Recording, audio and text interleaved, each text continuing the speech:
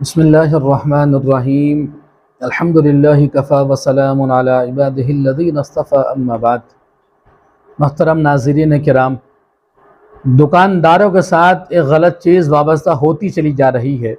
کاروبار جو لوگ کرتے ہیں وہ ایک غلط چیز سے منسلک ہوتے چلے جا رہے ہیں۔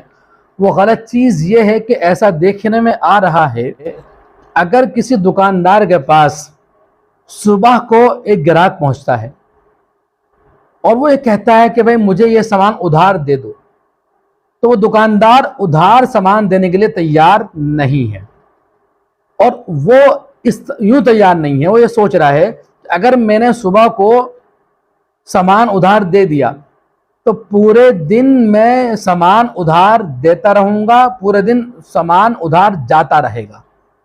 تو یہ سوچ کر وہ لوگ سامان ادھار نہیں دے رہے ہیں۔ دیکھیے، ادھار دینا نہ دینا یہ آپ کا اپنا عمل ہے، دکاندار کا اپنا عمل ہے، وہ دے یا نہ دے، لیکن یہ سوچ کر اگر میں نے ادھار سامان دے دیا تو پورے دن ادھار ہی جائے گا سامان، یہ سوچنا بالکل غلط ہے۔